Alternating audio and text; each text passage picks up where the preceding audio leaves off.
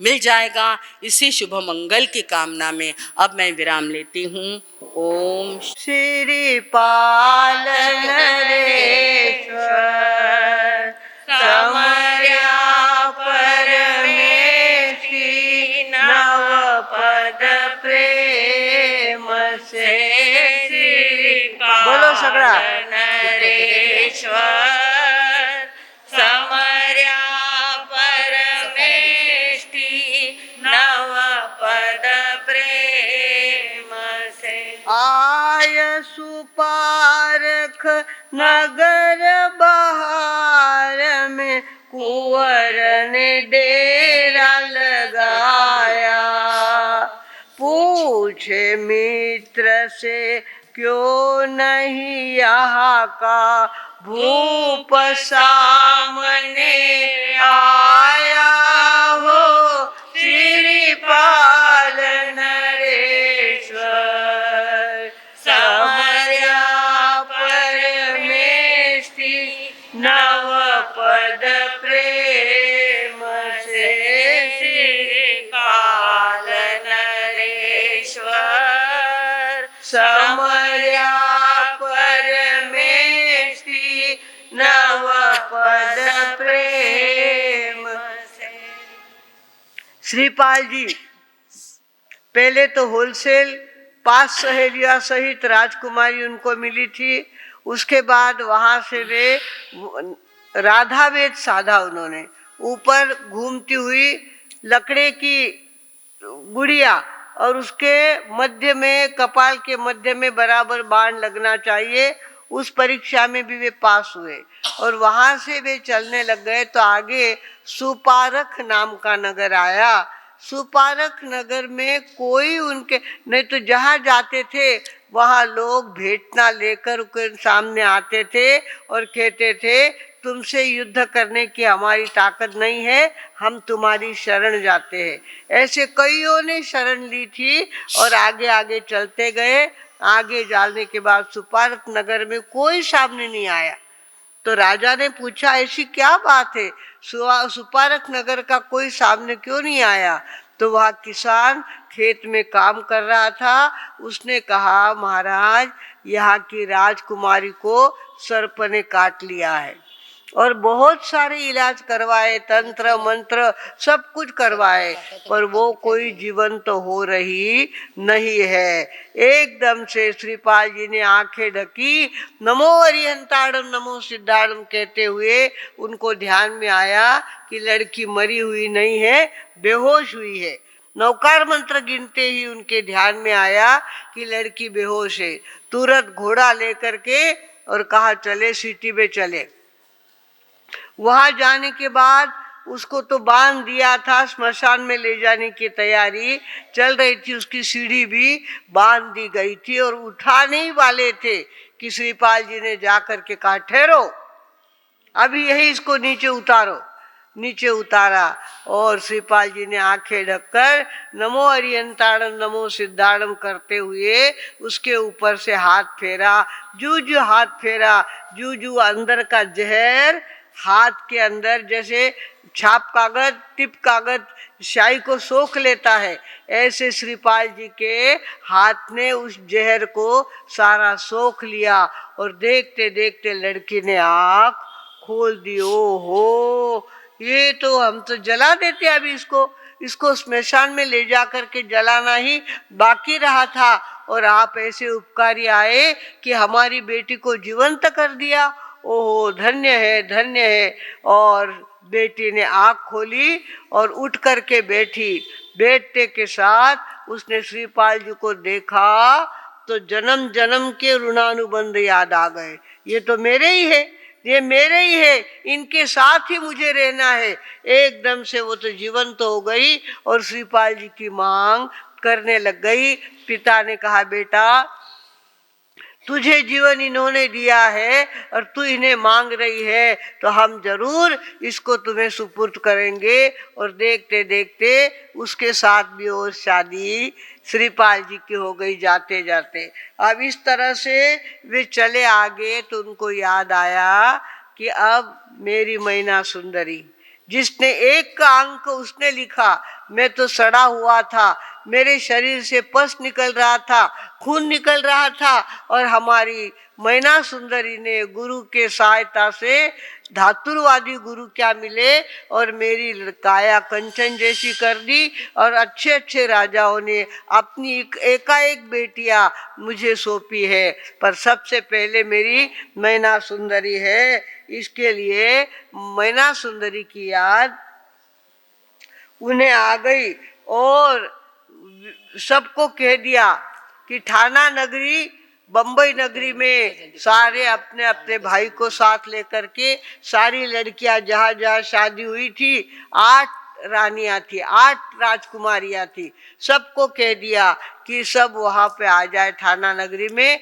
ठाना नगरी में सारी बहनों, अपनी बहनों को लेकर सभी भाई वहाँ पर इकट्ठे हो गए, और देखते देखते इतना बड़ा लवाजम तैयार हो गया।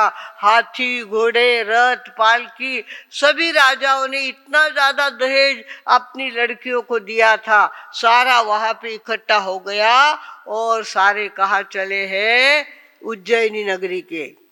उज्जैनी नगरी में जाना है, तो उज्जैनी नगरी में समाचार पहुंच गए, बहुत बड़ा राजा कोई तो भी अपनी राजधानी के ऊपर हमला बोलने के लिए बहुत बड़ा राजा आ रहा है। तो मालव राय घबरा गए, अरे बाप रे, मेरा तो बुढ़ापा आ रहा है, और ये इतना बड़ा राजा आएगा तो हम क्या करेंगे। फटाफट उन्होंने अन्न का स्टॉक, धान्य का स्टॉक कर लिया, पानी चारों तरफ की अपनी अपनी जो पानी के स्टॉक करने वाले सामान थे वहां पर पानी भरवा दिया, हर जगह हर वस्तु, कपड़ा लत्ता सब कुछ वहां मंगवा लिया।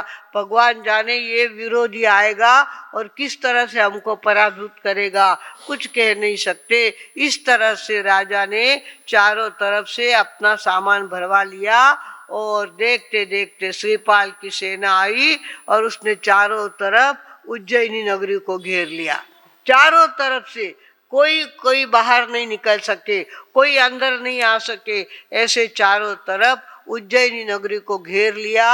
और श्रीपाल जी ने अपना तंबू नगरी के बाहर व्यवस्थित बना लिया, और उनको याद आया आज 12 बरस के बाद की सातम आ गई है, और अष्टमी के दिन उसे मिलने का मैंने वादा किया हुआ है। आज सातमी आ गई है, और उसने कहा कि अब तो मुझे जाना पड़ेगा। उनके पास हार था, देव का दिया हुआ हार था, चाहे जहाँ जा सकते हैं और चाहे जैसा रूप बना सकते हैं। तो हार गले में डाल करके उन्होंने कहा, जा मैना है और मेरी माँ है, वहाँ मुझे जाना है। देखते देखते वहां पहुंच गए, और पहुंचने के बाद माँ चिंता कर रही थी, मेरा बेटा 12 साल तो पूरे हो गए हैं, आज सातम का दिन आ गया है, और चारों तरफ दुश्मनों ने घेरा डाला है, अब मेरा बेटा कहाँ से मिलेगा। अब मेरे बेटे की मैं कैसे उसका दीदार देखूंगी, कैसा उसका चेहरा देखूंगी। तो मैना सुंदरी ने कहा, माता जी अपने पास नौकार मंत्र है, अपने पास आंबिल की साधना है, हम नौकार मंत्र फेरेंगे, साधना करेंगे, और मेरी आग भी बहुत अच्छी फड़क रही है, कोई तो भी अच्छा काम होने वाला है। श्रीपाल जी तो आकर के दरवाजे के बाहर खड़े हो गए। सास और बहू का संवाद चल रहा था। बहू कह रही थी, कुछ तो भी अच्छा होने वाला है, मेरी आग बहुत अच्छी फड़क रही है, और अपने नौकार मंत्र अपन फेर रहे हैं, जो होगा सो अच्छा ही होगा। तब तक तो श्रीपाल ने क्या किया, दरवाजे को नॉकिंग की, दरवाजा बजाया। अरे कौन? तो बोले मैं श्रीपाल। अरे श्रीपाल, इतने बड़े दुश्मनों के बीच में से कहाँ से आ गया? माँ ने दरवाजा खोला, माँ के पैर उसने छुए, और मैना सुंदरी ने अपने पति के पैर छुए, कहा कि बेटा कैसे आ गए तुम, क्या बात है? तो बेटे ने कहा, माँ ये सारे तेरे बेटी की कमाई है, ये चारों तरफ जो घेरा डाला हुआ है सारे तेरे बेटे की कमाई है, नौकार मंत्र का प्रभाव है, आंबिल का प्रभाव है, गुरुदेव का आशीर्वाद है, जिस कारण से ये सारा ये सारी बातें हुई है और अब हमें तो जल्दी अपने घेरे पे जाना है। माँ को कंधे पे बैठाया और पत्नी का हाथ पकड़ लिया और हूँ कहते हुए हार तो शरीर को लेकर के उड़ने लग गया और कहाँ पहुंच गया? गांव के बाहर जहाँ उनका डेरा लगा हुआ था वहां पे वो पहुंच गए हैं। वहां सारी रानियां वहीं पे थी। सारी रानियों ने देखा, ओ हो हमारी बड़ी बहन ये है क्या, हमारी बड़ी बहन ये है क्या, इस तरह से सारे खुश हो रहे थे। और श्रीपाल जी ने माँ से पूछा, पत्नी से पूछा, बोल तेरे पिता ने मेरे सड़े हुए शरीर के साथ तेरी शादी की हुई थी और तूने कहा था कि बेटी आप कर्मी होती है, बाप कर्मी नहीं होती। अब बता तेरा कर्म, तेरे पिता पति का कर्म तूने देख लिया है, अब तेरे पिता को कैसे बुलाना ये तू कह दे। तू कहे तो रथ पे बैठ करके बुला सकते हैं, तू कहे तो पैदल बुला सकते हैं, जैसा तू कहे वैसा तेरे पति को यहाँ बुलाएंगे। हम ऐसे नहीं जाएंगे अपने ससुराल में, अपने लवाजम के साथ जाएंगे। बोल तेरे पिता को कैसे बुलाना है? तो उसने कहा ऐसा लगता है पिताजी को कांधे पे कुल्हाड़ी लेकर के बुलाओ। क्या करो? कांधे पे कुल्हाड़ लेकर के पिता मेरे मुझे मिलने के लिए आए और यहाँ सारा ये सारा देख करके राजी हो जाए। इस तरह से उसने कहा कि कांधे पे कुल्हाड़ लेकर के मेरे पिता को बुलाओ। समाचार पहुंचे राजा तक कि तुम्हें कुल्हाड़ी लेकर तुम्हारे दुश्मन, उनको पता नहीं था मेरा जवाई आया है, उनको लगा कोई दुश्मन मुझे कुल्हाड़ी लेकर के बुला रहा है।